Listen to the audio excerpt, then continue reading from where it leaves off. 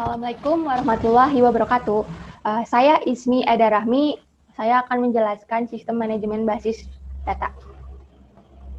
Yang pertama ada organisasi data. Organisasi data terdiri dari data field, record, file, basis data. Field data adalah unit data yang terkecil dan mencerminkan jumlah data terkecil. Record adalah koleksi field data yang saling berhubungan. File koleksi record yang saling berhubungan seperti satu file dengan seluruh record yang berisi field.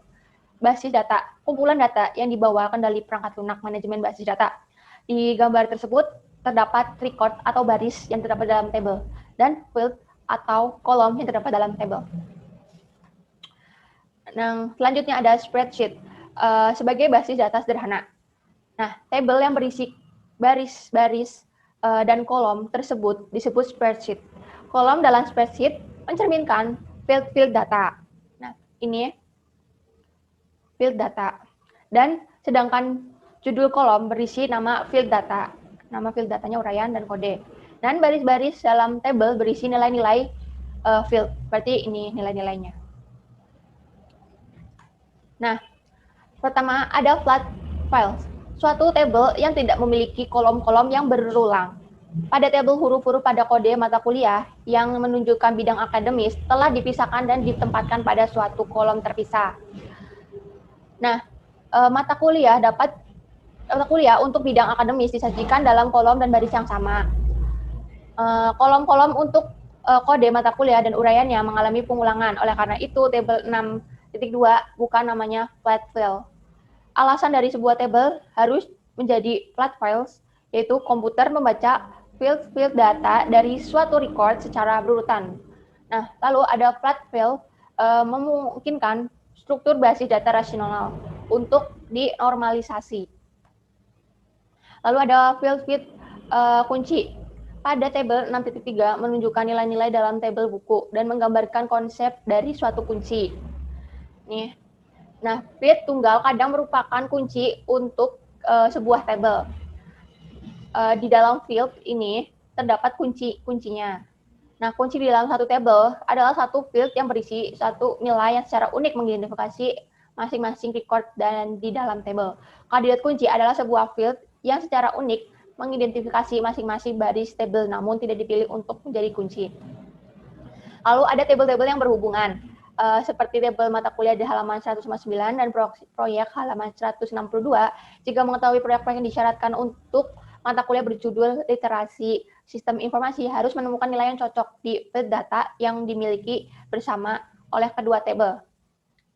Nah, field kode terdapat di kedua tabel dan menunjukkan data kedua tabel tersebut dihubungkan. Nah, di sini ada struktur basis data. Sistem manajemen basis data atau DBMS adalah suatu aplikasi piranti lunak yang menyimpan struktur basis data. Data itu sendiri dihubungkan di antara data di dalam basis data dan nama formulir, jenis-jenis data, angka di belakang, jumlah karakter, nilai-nilai default, dan seluruh uraian file data. Ada 3 struktur basis data. Yang pertama, struktur basis data hierarkis. Yang kedua, struktur basis data jaringan. Yang ketiga, struktur basis data rasional. Sini ada struktur basis data hierarkis. Dibentuk oleh kelompok-kelompok data, subkelompok, dan beberapa subkelompok lainnya. Nah, di dalam figur 6.2, hierarkis di antara mata kuliah dan jurusan. Nah, mata kuliah itu ISOM contohnya, dan kode-kode di bawahnya ini adalah jurusannya. Nah, di sini ada struktur basis data. Nah, struktur basis data juga ada struktur basis data jaringan dan struktur basis data rasional. Struktur basis data jaringan dikembangkan untuk memungkinkan penarikan record-record tertentu. Struktur basis data jaringan memberikan record-record suatu record tertentu merujuk pada semua record lainnya di dalam basis data. Nah, struktur basis data rasional ini juga konsepnya terdiri atas tabel-tabel di mana relasi terbentuk secara implisit dengan mencocokkan nilai-nilai dalam file data yang sama sehingga mudah dipahami. Nah, di sini juga ada contoh basis data rasional yang di sini dicontohkan basis data jadwal. Nah, tabel mata kuliah di akses gambar 6.4 adalah daftar nilai file data tabel itu sendiri. Harus didefinisikan dalam akses sebelum nilai-nilai yang dimasukkan ke dalam file data. Nah, tabel 65 ini memperhatikan definisi kolom kode. Nah, ikon di sebelah kiri adalah kunci. Nah, field field kode ini adalah yang di sebelah kiri ini adalah kuncinya. Lalu ada tabel 6.6 adalah menggambarkan bahwa nilai-nilai field singkatan dilihat dari nilai dalam tabel jurusan. Nah, terakhir ada figur 6.7. Nah, menunjukkan tabel tunggal dari mata kuliah dan file jurusan sebelum mereka dipisahkan ke dalam tabel yang berbeda. Lalu ada konsep database.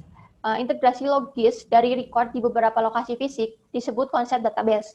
Dua tujuan utama dari konsep database adalah untuk mengurangi redundasi data dan mencapai independensi data. Independensi data berarti menempatkan spesifikasi data dalam tabel dan kamus secara fisik terpisah di program. Kamus data mengacu pada definisi yang tersimpan dalam database dan dikendalikan oleh DBMS. Di sini juga ada membuat basis data. Yang pertama menentukan kebutuhan data. Nah, ada dua pendekatan. Yang pertama pendekatan berorientasi pada proses, pendekatan pemodelan perusahaan. Nah, pendekatan berorientasi pada proses ini disebut juga pendekatan yang berorientasi pada masalah dan pemodelan yang berorientasi pada proses.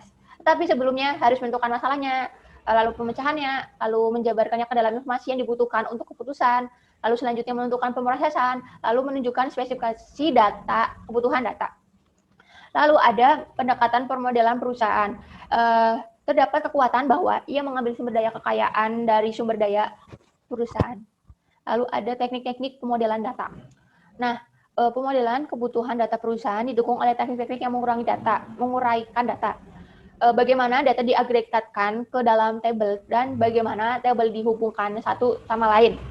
Nah, di figur 68 ini perusahaan membuat perencanaan strategis untuk sumber daya informasi, yaitu membuat suatu model data perusahaan dan menghasilkan model data perusahaannya. Dan lalu perusahaan juga mengembangkan basis datanya yang terdapat di model data tersebut dan menghasilkan basis datanya. Lalu ada diagram relasi entitas digunakan untuk menguraikan hubungan antara kumpulan-kumpulan data konseptual sehingga record-record saling berhubungan dan dapat digabungkan bersama secara intuitif ketika kita tertarik menganggap entitas sebagai tabel-tabel. Dapat digambarkan ada 3 entitas terpisah, yaitu entitas perusahaan dan pekerjaan dan produk. Nah, ini di figur 6.9 contohnya. Nah, di figur 6.10 ketika perusahaan mengerjakan karyawan menjual produk, nah entitas-entitas tersebut mengalami relasi atau hubungan antara perusahaan, karyawan, produk. Nah, figur 6.11 ini memperhatikan bagaimana suatu record yang dipilih dalam entitas perusahaan dapat dihubungkan dengan beberapa record pada entitas produk. Dan suatu record dalam entitas perusahaan dapat dihubungkan dengan beberapa record pada entitas perusahaan. Nih. Nah, yang terakhir figur 6.12 adalah figur money to money. Lalu ada diagram kelas. Nah, suatu diagram relasi entitas yang sebelum dijelaskan hanya mencakup penyajian grafis dari data dan relasi, bukan tindakan-tindakan atas data. Nah, teknik diagram kelas ini suatu teknik di mana yang digunakan dalam aplikasi dan tindakan-tindakan terkait dengan data dapat disajikan secara grafis. Nah, bedanya berarti di diagram kelas ini terdapat tindakan-tindakannya di dalam suatu grafis.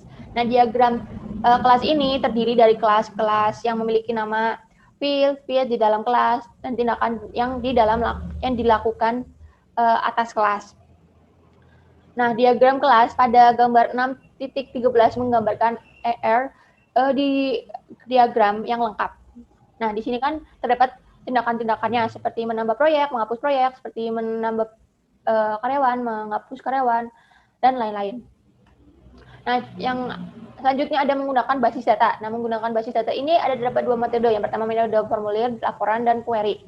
Nah, laporan dan formulir ada perbedaan adalah perbedaan laporan dan formulir adalah formulir digunakan untuk menambah, menghapus, dan memodifikasi record-record basis data.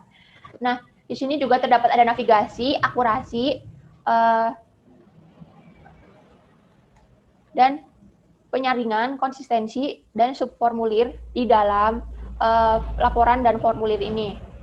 Di sini contohnya adalah laporan. Nah, di sini adalah contoh formulir. Nah, gambar 6.14 menunjukkan sebuah formulir isian untuk memasukkan nama mata kuliah di dalam database. Nah, pada gambar 6.15 menggambarkan suatu kombinasi formulir dan subformulirnya. Lalu ada query. Query adalah suatu permintaan kepada basis data untuk menampilkan record-record yang terpilih. Query pada umumnya memilih field data dalam jumlah terbatas dan kemudian dibatasi oleh record-record yang ditampilkan berdasarkan satu kumpulan tertentu. Sebagai contoh, jika Anda hanya ingin melihat mata kuliah, uraian mata kuliah, dan judul proyek atas kode MIS 105, figur 6.18 menunjukkan bagaimana query seperti itu yang akan ditampilkan. Nah, jadi hanya menampilkan MIS 105. Nah, dalam kasus kita, kolom yang memuat nilai-nilai kode mata kuliah akan dibatasi pada MIS 105. Hasil dari query tersebut seperti figur 6.19. Nah, hasilnya dari MIS hanya terpapar dari hasil dari MIS 105, yaitu seperti informasi sistem literasi, homepage development, titelnya. Lalu ada bahasa query infrastruktur atau struktur query language. Nah, adalah kode sistem manajemen database rasional yang digunakan untuk melakukan pekerjaan database tersebut. Nah, pada gambar 6.18 pada masalah ini, jika dibuatkan dalam struktur SQL, dapat ditunjukkan pada gambar 6.20. Nah, perangkat lunak DBMS berisi program GUI atau Graphical User Interface dan wizard yang memudahkan pengguna dalam menggunakan query. Nah, ada pengolahan database, ada administrator data, programmer data, dan pengguna akhir, dan terdapat tugas masing-masingnya. Nah, menempatkan sistem manajemen basis data dalam perspektif. Ada keuntungan DBMS yang mengurangi pengulangan data, mencapai independensi data, dan mengambil data dan informasi dengan cepat dan keamanan yang lebih baik. Lalu ada kerugian DBMS-nya, seperti membeli perangkat lunak yang mahal. Yang kedua adalah mendapat konfigurasi peranti keras yang besar. Thank you.